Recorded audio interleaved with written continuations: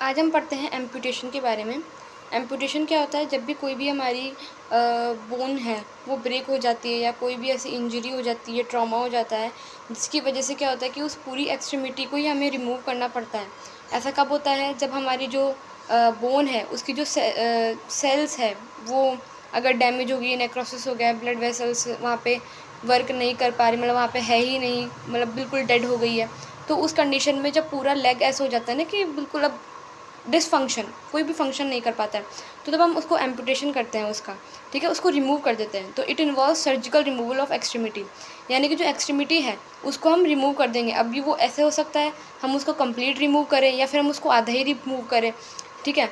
या तो जैसे हमारा पैर है, पैर अगर उसके अंदर मानो कोई टो है, जो अंगूठा है, अगर मानो उसमें नेक्रोसिस हो रहा है या हमें उसको एम्पुटेशन करना है उसका, तो वो एक छोटा पार्ट हो गया, ठीक है। और अगर मानो पूरा लेग करना होगा तो पूरा कंप्लीट पार्ट हो जाएगा।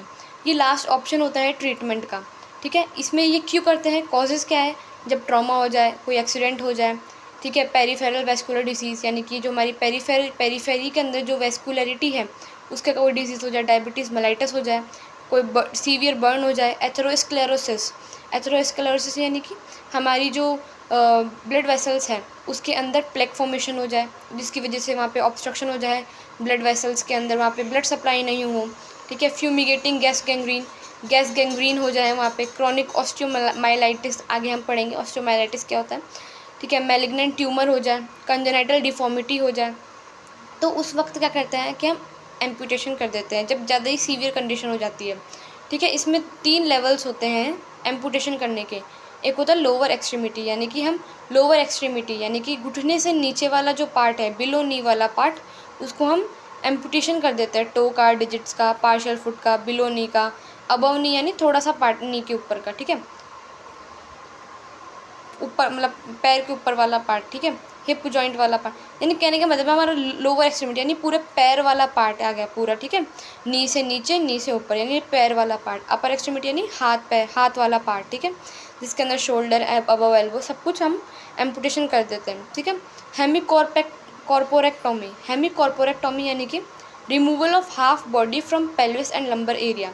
क्या होता है कि हमारा पेट से नीचे वाला जो एरिया है, यानी पूरा पैर, दोनों पैर और हमारा यूरिनरी ब्लैडर और हमारा जो एनस है वो पूरा रिमूव कर दिया जाता है, ठीक है। इसके अंदर पूरी हाफ बॉडी को रिमूव कर दिया जाता है।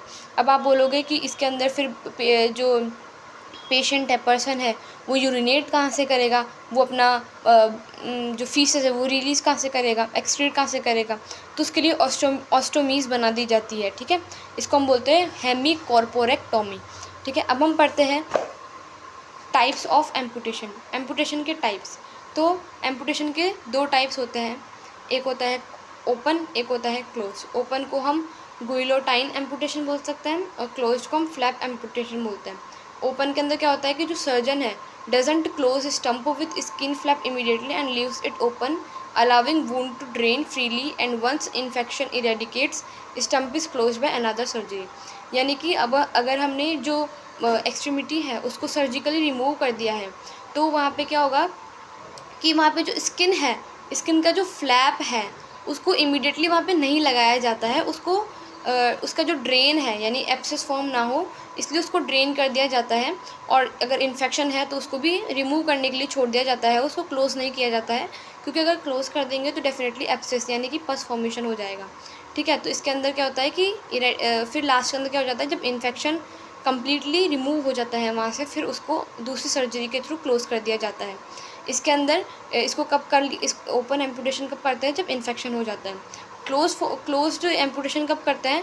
जब इन्फेक्शन का कोई चांस ही नहीं होता है, ठीक है।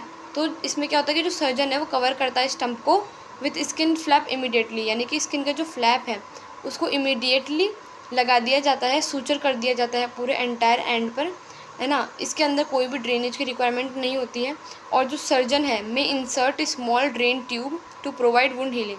अब अगर वहाँ पे मानो कोई स्मॉल वुंड हीलिंग है वो हो, तो उस टाइम क्या कर सकता है वो ड्रेन ट्यूब भी वहाँ पे इंसर्ट कर सकता है। लेकिन यहाँ पे क्या होता है, स्किन फ्लैप लगाई जाती है और इसके अंदर स्किन फ्लैप नहीं लगाई जाती है इमीडिएटली, इसमें इमीडिएटली लगा दी जाती है। इसके अंदर इन्फेक्शन का चांस होता है, इसलिए ओपन एम्पुटेशन करते हैं। जब इन्फेक्शन का चांस बिल्कुल नहीं होता है तब हम क्लोज इन्फेक्शन करते हैं। नेक्स्ट हम डायग्नोस्टिक इवैल्यूएशन मैनेजमेंट और फर्दर चीज़ें पढ़ेंगे।